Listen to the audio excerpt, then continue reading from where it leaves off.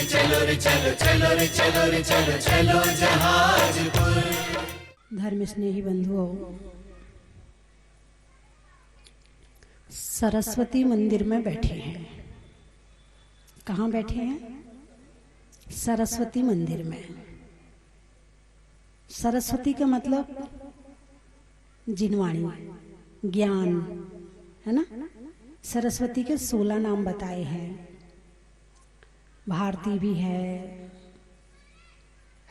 वाग्वादिनी भी है, प्रथमम भारती नाम, द्वितीयम च सरस्वती, तृतीयम शारदा देवी, चतुर्थम हंसगामिनी, पंचम विदुषाम माता, षष्ठम वागीश्वरी तथा कुमारी, सप्तम प्रोक्तम अष्टम ब्रह्मचारिणी, नवमम च जगन्माता, दशमम ब्राह्मणी तथा एकादशम तु ब्रह्माणी, द्वादशम वरदा भवेत्, वाणी त्रयोदशम नामा, भाषा चैव चतुर्दशम, पंचदशम च श्रुदेवी, षोडशम गौर निगद्यते।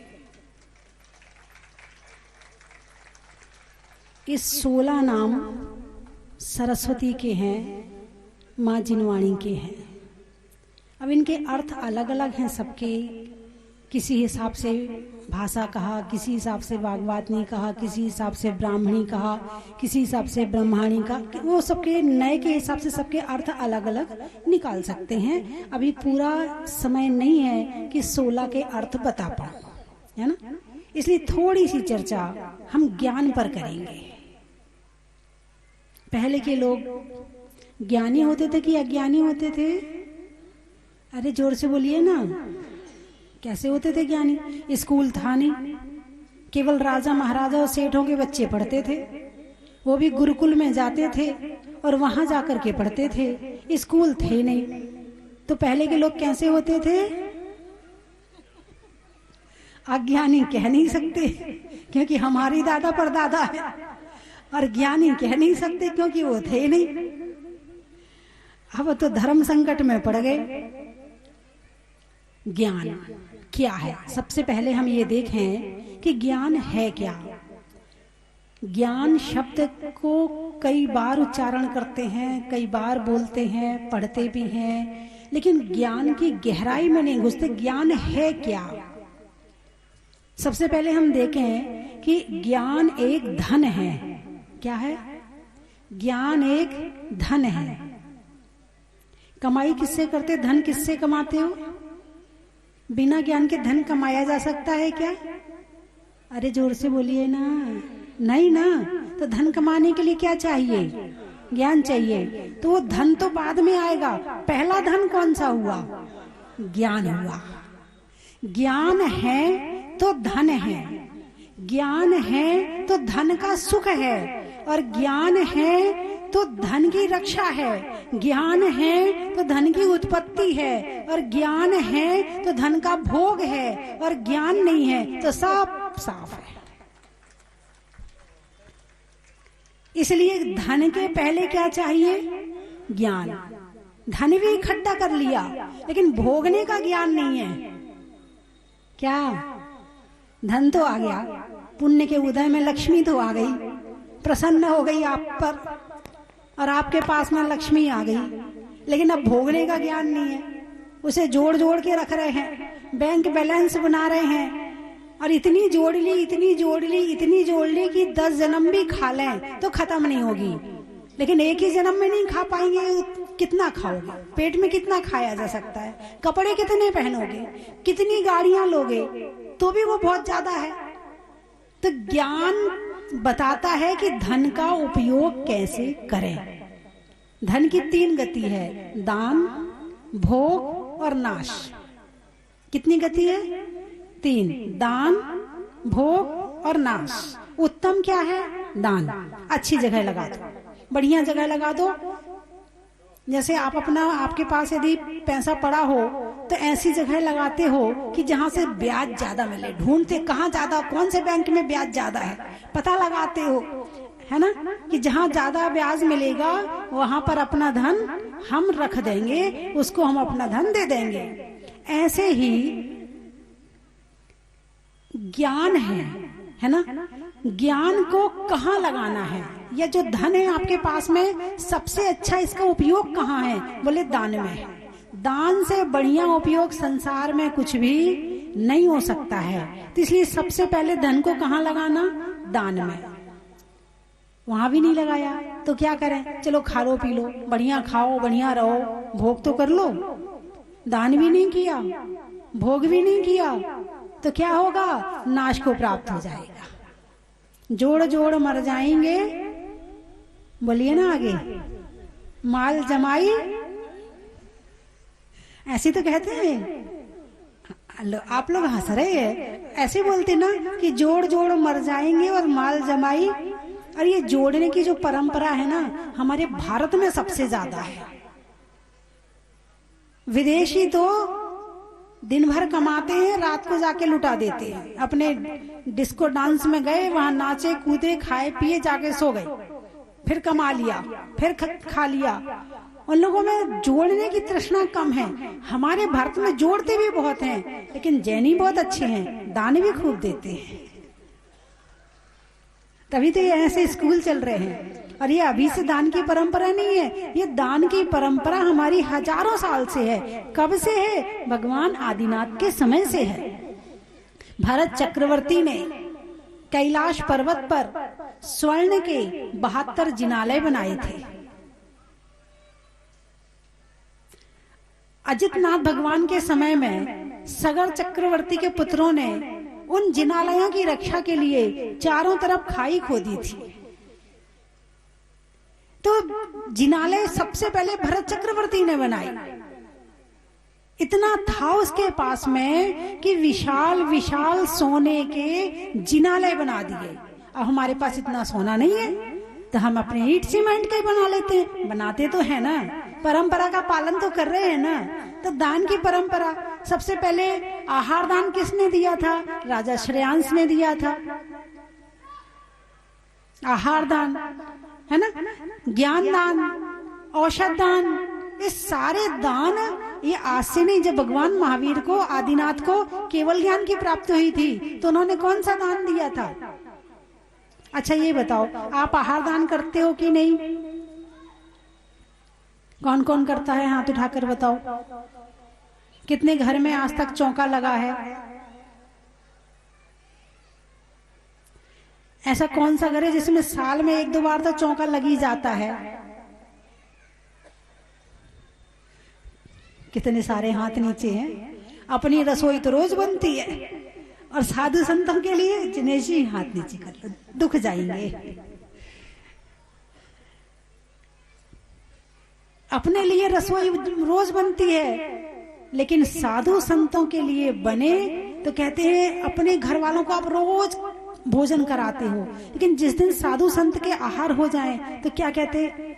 आज तो हमारा पुण्य का उदय है, आज हमने आहार दान दिया।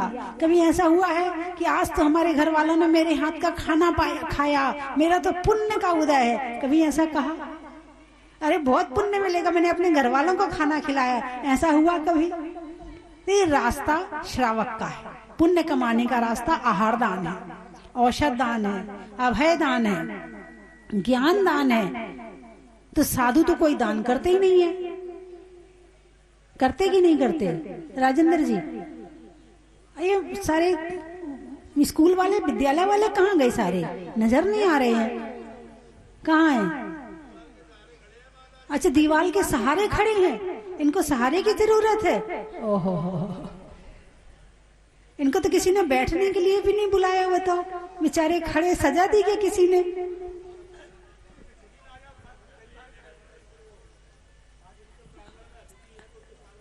स्वागत सत्कार में बहुत बढ़िया, अच्छी बात है। जब जिसके घर में शादी हो ना, उसको ही पता है कि कितनी चिंता होती है। बाकी तो सब खाना पी के खा के चले जाते हैं। जिसके घर में होता है ना, वो ही जानता कि उसे कितनी टेंशन रहती है। सही बात है। तो साधु संत दान देते हैं या नहीं देते? मैं आपसे पूछ रही हूं, देते हैं? क्या देते हैं? पेन देते हैं? नहीं, ज्ञान देते हैं, है ना। आहार दिया, 24 घंटे की अभयदान रक्षा हुई, शरीर की जीवन मिला। औषध दी, शरीर स्वस्थ हुआ। कितने समय के लिए? दूसरी बीमारी कब आ जाए पता नहीं। अभय दान दिया, आज आपने बचा लिया, कभी ना कभी तो उसे मरना पड़ेगा, लेकिन ज्ञान दान दिया तो ये दान ऐसा है जो अमर बना देता है, जो इंसान को ऐसा तृप्त करता है कि उसे संसार के समस्त दुखों से दूर कर देता है। ऐसा होता है ज्ञान दान। तो दुनिया में यदि सबसे बड़ी कोई चीज है तो वो है ज्ञान। ज्ञान धन है, ज्ञान भोजन है। भोजन करने के बाद तृप्ति आती ना, आहा हा बहुत अच्छा लगा। कभी प्रवचन सुनने के बाद ऐसा लगा, आहा आज तो बहुत अच्छा लगा प्रवचन सुन के, लगा कि नहीं लगा? जितनी तृप्ति आपको भोजन में मिलती है उतनी तृप्ति आपको प्रवचन सुनने और स्वाध्याय के बाद मिलती है कि नहीं मिलती है? यदि मिलती है तो समझना आपने वास्तव में आत्मा का भोजन कर लिया। ज्ञान, आत्मा का भोजन क्या है? ज्ञान। और शरीर का भोजन क्या है? कहने माता जी वो तो बताने की जरूरत नहीं, सो के उठ के शुरू होते हैं तो रात को सोते सोते तक भाई एक गिलास दूध ले आओ, कमजोरी सी आ रही है, और जरा ताकत की दवाई और ले आना जो डॉक्टर साहब ने दी थी। इतना खाने के बाद भी कमजोर हो रहे हैं। लेकिन यदि सही शक्ति आएगी तो वो है ज्ञान। शक्ति भी आएगी, सुख भी आएगी, मन में संपन्नता भी आएगी, भाव भी शुद्ध होंगे और जीवन भी अच्छा बनेगा।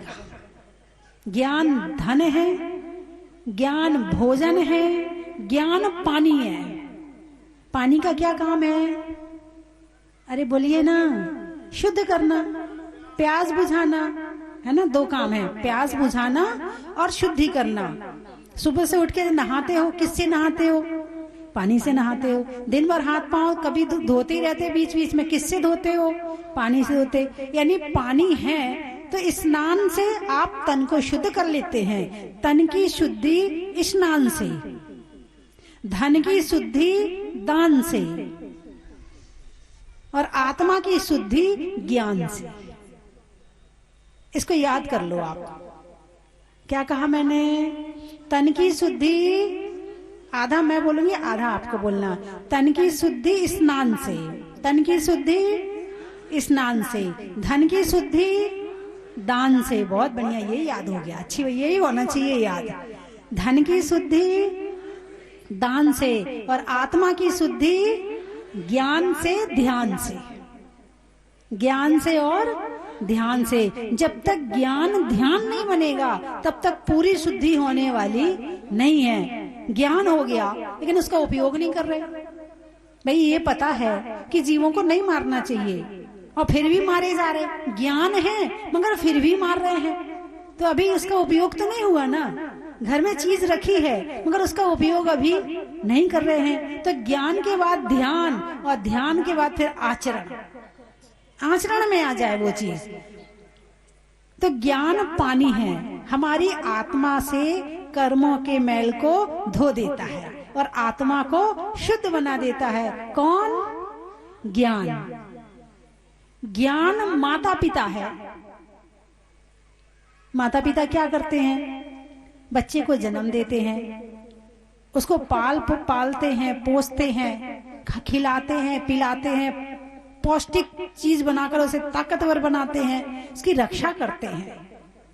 हमारी जिनवाणी माता, जब ज्ञान होता है तो जिनवाणी माता ने ज्ञान का जन्म हमारी आत्मा में दिया है और हमारी आत्मा से हमें मिलाया है। तो हमें, हमारे अंदर ज्ञान, सच्चे ज्ञान का जन्म हुआ। फिर इसे पालती है, पोसती है और इसे सच्चा ज्ञान देती है। और इस आत्मा की रक्षा कैसे हो ये भी कौन बताता है? ये भी ज्ञान बताता है। जो अंधेरे में भी रास्ता दिखाए उसका नाम है ज्ञान, और जो उजाले में भी भटका दे उसका नाम है अज्ञान। तो ज्ञान बहुत बड़ी चीज है। मुझे ज्यादा प्रवचन नहीं, वैसे तो आप सुनते ही रहते होंगे, मुझे अभी तो ज्यादा सुनाने की जरूरत नहीं है। आज हमारे गुरुजी भी गए, सागर जी महाराज भी बैठे हैं, लक्ष्मी भूषण माता जी भी बैठी हैं, अभी सबको सुनना है।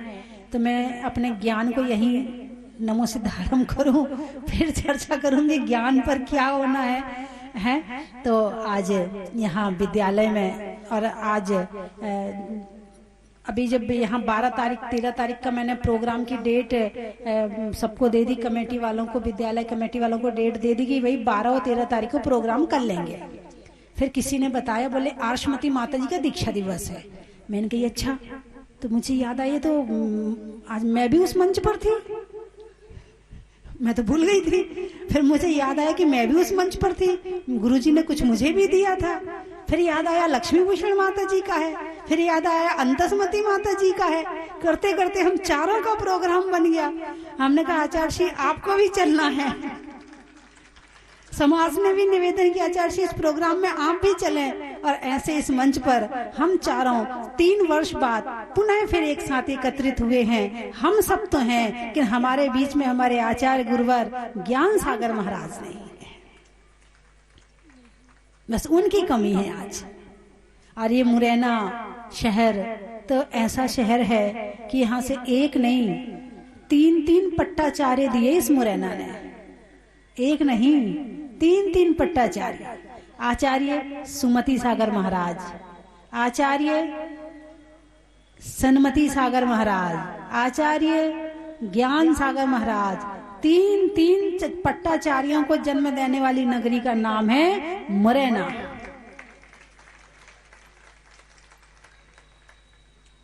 तो बंधुओं,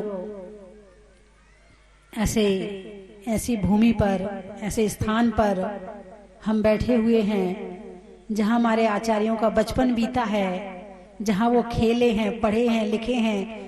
जिनेश जी जब अपनी कथा सुनाते हैं और उस कथा में कहते हैं कि हम तो उनके साथ खेले हैं, हम उनके साथ, हमने उनको देखा है, तो बड़ा गर्व होता है।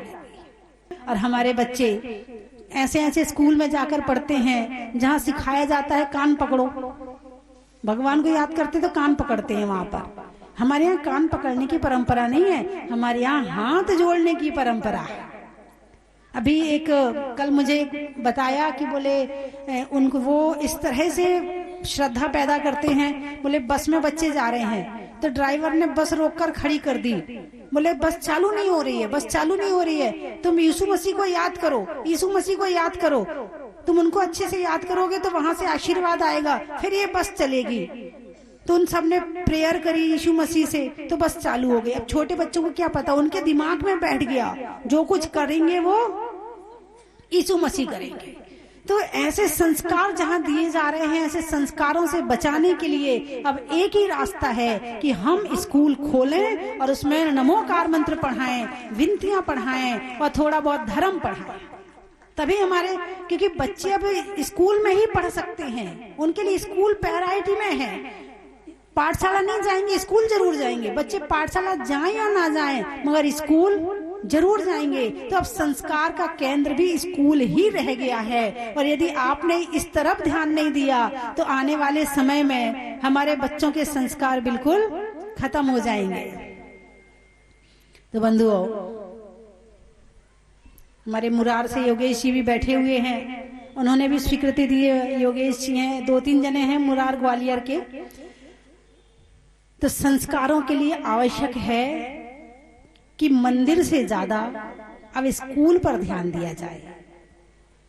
मंदिर में कितनी देर रहता है बच्चा? पहली बात तो जाता नहीं है।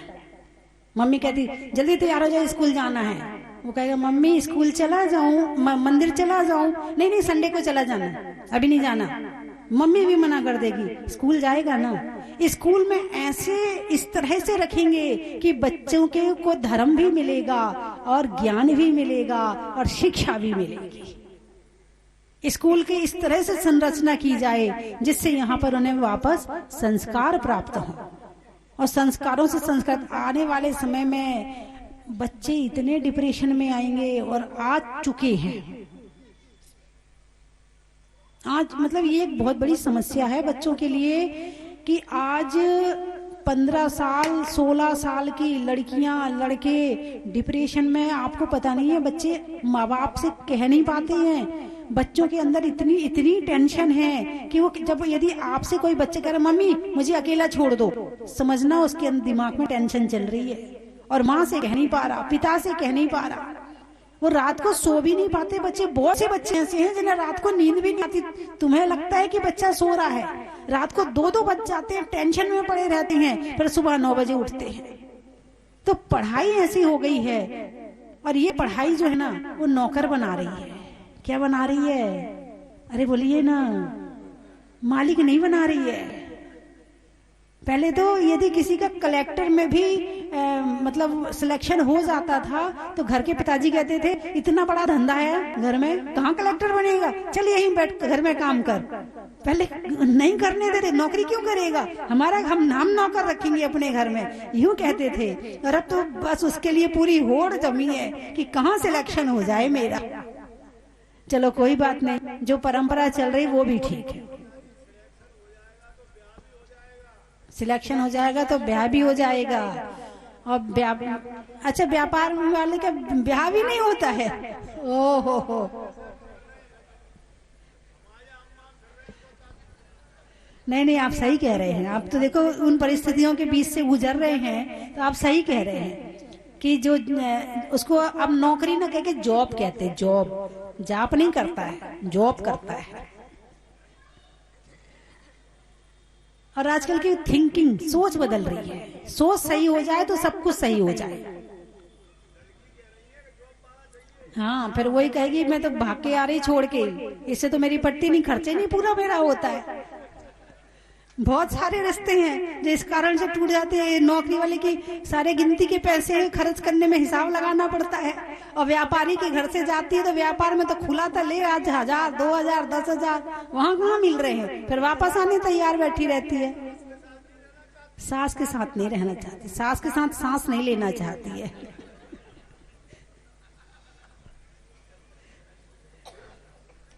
इन सब विषयों पे मैं आपको अलग अलग बताती रहूंगी, आप तो घर में ही टीवी में सुन लेना।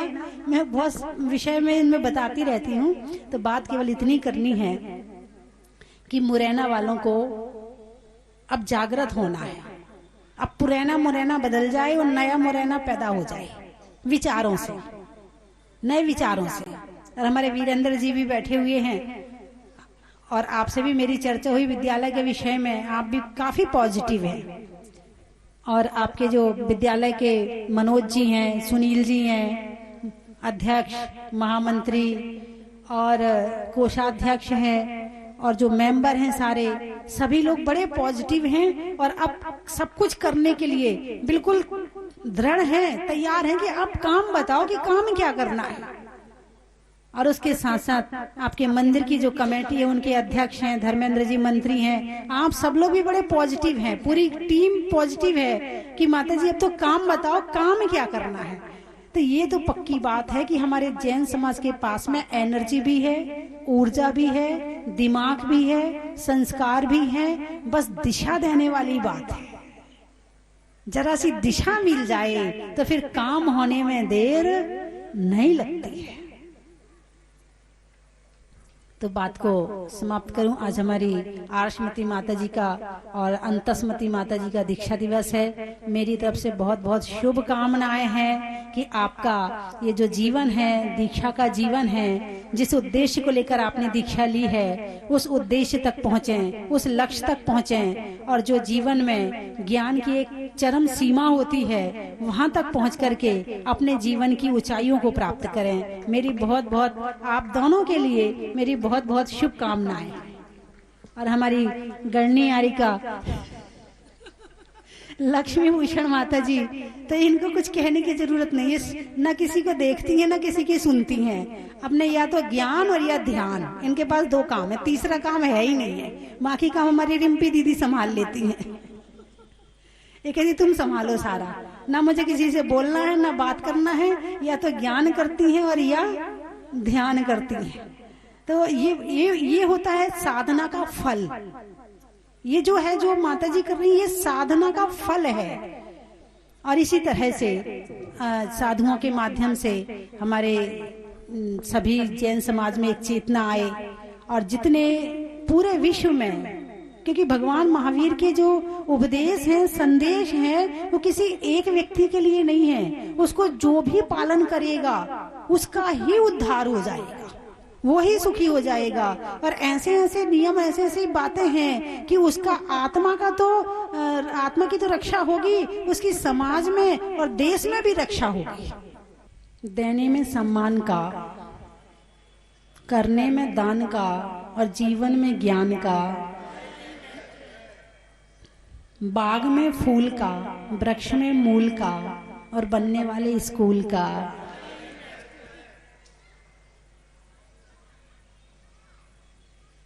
अनाज में चना का, गर्मी में पना का, और स्कूल बनने में मुरैना का। भोजन में बबरा का, जानते ना बबरा? यहाँ पूड़ा बोलते हैं, पूड़ा। हाँ हाँ, एमपी में उसको उस एरिया में बबरा बोलते हैं। भोजन में बबरा का, कुत्तों में झबरा का, और आने वालों में डबरा का। बिजली में तार का, शास्त्र में समय सार का, और आने वालों में मुरार का। रजाई में खोली का, कोयल की बोली का, और आने वालों में टिकटोली का। करने में वाह वाह का, दर्द में आह आह का, और आने वालों में अम्बाह का। और कहाँ वाले बैठे हैं? हिंदुस्तान बैठा है। अच्छा। शरीर में कान का, रहने में मकान का, और टीवी में देखने में पूरे हिंदुस्तान का। प्रोग्राम लाइव चल रहा है, सब देख रहे हैं, है ना? तो अब समय हो रहा है, मैं समाप्त करूं। और बाकी चर्चा कल, हाँ कल विधान होना है, यहाँ पर शांति विधान होना है। करें कि नहीं करें, पहले तो आप बताएं, करें या नहीं करें? कौन कौन चाहता विधान करना चाहिए, वो हाथ उठाकर बताए। अच्छे से हाथ उठा के विधान, कौन मना करेगा? अच्छे से उठाओ ना, जब मना नहीं कर रहे तो हाथ भी तो उठाकर बताओ। होना चाहिए ना? हाँ, बहुत अच्छी बात है। तो इसमें अब बैठेगा कौन कौन?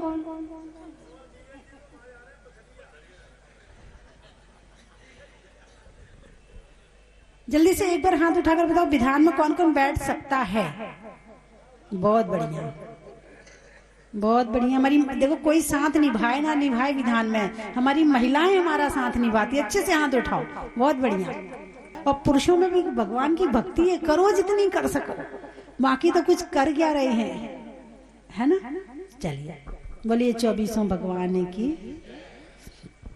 बोले परम पूज्य गणी निहार के श्री 105 स्वस्ति भूषण माता जी की, समस्त तारिका संघ की, आचार्य संघ की। जहाजपुर में मुनि सुव्रतनाथ स्वामी प्रकट हुए, तब माताजी स्वस्ति भूषण माता जी देवली विराजमान थी। जब मूर्ति निकली और माताजी का यहाँ आगमन हुआ, उसके बाद से अतिशय सारे चालू हुए। माताजी ने स्वस्ति भूषण माताजी के सानिध्य में ये सारा मंदिर प्रांगण का निर्माण हुआ। ये मुनि सुव्रतनाथ स्वामी और माताजी की आभा है कि आज इतना बड़ा एक कैंपस है जिसमें अभी सभी श्रद्धालु आकर के अपना पूजा अर्चना करते हैं। मैं आपको ये बताना चाहूँगा कि मेरे यहाँ हॉस्पिटल में ऑपरेशन थिएटर है, जो मॉड्यूलर ऑपरेशन थिएटर होते हैं, जो पूरे स्टेनलेस स्टील के बने होते हैं। उसमें मेरी ये इच्छा थी कि मुनि सुव्रतनाथ स्वामी जहाजपुर वाले बाबा, उनकी एक तस्वीर बड़ी ऑपरेशन थिएटर के अंदर हो। तो उसके लिए मुझे स्पेशल परमिशन लेनी पड़ती है, NABH होता है, NABH से परमिशन लेकर के पूरी कांच पे वो प्रिंट करा करके मैंने एक दीवार पूरी मुनि सुव्रतनाथ स्वामी की तस्वीर लगाई। आज यहाँ मेरे नाना जी आए हुए हैं। नाना जी के हाथ का फ्रैक्चर हो गया, प्रेमचंद जी जैन सोगानी मालपुरा से। उनके जब हाथ का फ्रैक्चर हुआ तो उनका ऑपरेशन में कर रहा था, हाथ सुन्न था, बाकी वो पूरे होश में थे। उनका चेहरा मुनि सुव्रतनाथ स्वामी की तस्वीर की तरफ था, तो उन्होंने उसी दिन बोल दिया कि मैं थोड़ा सा ठीक हो जाऊं फिर वहाँ विधान करूँगा। आज सपरिवार पूरा परिवार यहाँ विधान के लिए आया हुआ है। तो माता जी का आशीर्वाद और मुनि सुव्रतनाथ स्वामी की आभा ऐसी है कि जो एक बार इनको देख ले तो फिर मन में बैठ जाते हैं। भगवान के दरबार में हम सब एकत्रित रहे हैं। मुनि सुव्रतनाथ भगवान जहाजपुर वाले का बहुत बड़ा अतिशय हमेशा से होता आ रहा है। हम आज यहाँ पर विधान करने आए हैं। हमारे पिताजी का एक्सीडेंट घर पे ही गिर गए थे और उनके हाथ में बहुत बड़ा फ्रैक्चर हो गया था। डॉक्टर अनंत जी जो हमारे जवाई साहब हैं, उनके हॉस्पिटल है अनन्या हॉस्पिटल, वहाँ पर ऑपरेशन थिएटर में ही थे। तभी मन में भावना आई मुनि स्रोतनाथ भगवान की, और बाबूजी ने ये कहा कि हम मुनि स्रोतनाथ भगवान से कि मेरा ऑपरेशन बिल्कुल सफल होए। तो बिल्कुल मुनि स्रोतनाथ भगवान की कृपा से उनका ऑपरेशन बहुत सफलपूर्वक हुआ और आज बिल्कुल स्वस्थ हैं। उनका हाथ में जो फ्रैक्चर हुआ था वो बिल्कुल ऑपरेशन से बिल्कुल सही हो गया है। ऐसी कृपा मुनि स्रोतनाथ भगवान की रही। मैं बारंबार नमस्ते करते हुए अपनी वाणी को विराम देता हूँ। जय जिनेन्द्र। कि मुनि स्रोत भगवान के आज अभिषेक और दर्शन हुआ, आपके हम सब आभारी है और यही मंगल कामना सभी के लिए, सभी लोग इस दुनिया में सुखी रहें। कुछ ऐसा निमित्त बना कि हम जहाजपुर आए और बोली लेने का आज मन कर गया बहुत ज़्यादा, तो इसलिए लिया बोली। बहुत अच्छा लग रहा है, ऐसा लग रहा है कुछ पा लिया है जीवन में। प्रभु दर्शन जीवन में लाता है खुशहाली। प्रभु दर्शन लाता है जीवन में खुशहाली। स्वस्ति धाम मुझे जाना है, मन में है ये धारणा।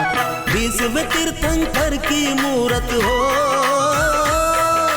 विश्व तीर्थंकर की मूरत को मन भर के निहारना। जय जिनेन्द्र बंधुओं, एक महान सौभाग्य आपको बुला रहा है स्वस्ति धाम जहाजपुर में। आने वाली 17 फरवरी शुक्रवार को मुनि स्रोतनाथ भगवान का मोक्ष कल्याणक स्वस्ति धाम जहाजपुर में मनाया जाएगा। परम पूजनीय भारत गौरव कुरुमा गण्य स्वस्ति भूषण माता जी की संगस्था चुल्लिका रत्नमती माता जी चुलक श्री परिणाम सागर जी महाराज का पावन सानिध्य यहाँ मिलेगा।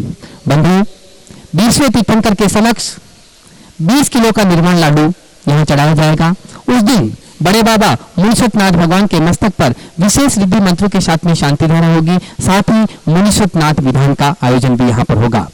साथ ही 20 निर्वाण लाडू भी यहाँ चढ़ाए जाएंगे, जिसमें प्रत्येक की न्यौछावर राशि 11,000 रुपए है। बंधु, आपके नाम से उस दिन विधान होगा, शांति धारा भी होगी और एक निर्वाण लाडू का पुण्यार्जन आप कर सकते हैं, जिसकी न्यौछावर राशि मात्र 11,000 रुपए है। आप अपनी सूचना स्वस्ति धाम पर दे सकते हैं। मैं तो चाहता हूँ आप यहाँ पधारे, नहीं आ सकते हैं तो भी आप अपनी ओर से ऑनलाइन निर्वाण लाडू का पुण्यार्जन यहाँ पर कर सकते हैं। धन्यवाद। चन की थाल को सजाओ रे आज, रत्नों की थाल को भर लाओ रे आज।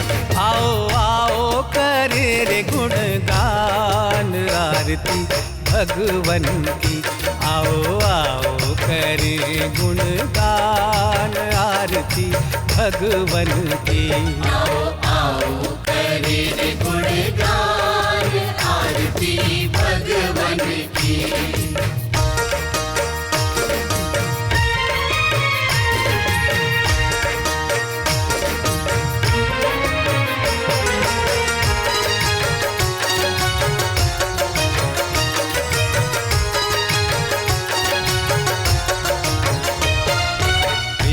सुमित्र के राज दुलारे, माँ पद्मा जी के नैनों के तारे।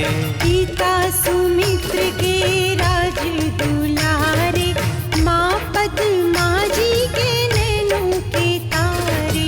राजगृही में जन्म लियो आप, राजगृही में जन्म लियो आप। आओ आओ मनाए खुशी आज आरती भगवन की। आओ आओ करे गुणगान आरती भगवन की। आओ आओ करे गुणगान आरती भगवन की।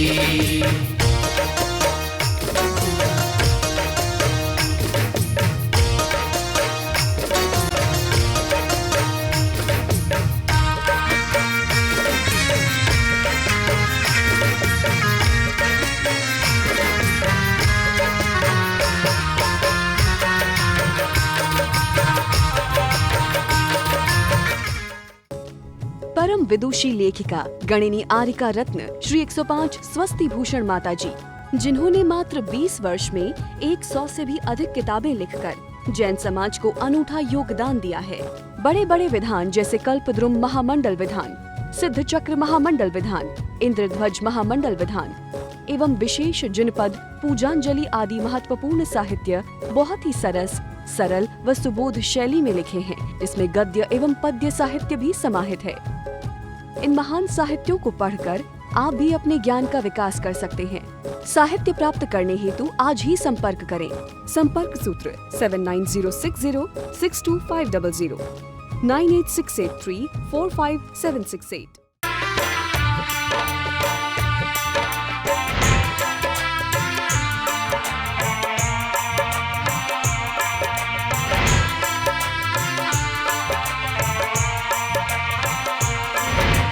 चलो रे चलो रे चलो चलो रे चलो रे चलो चलो जहाजपुर।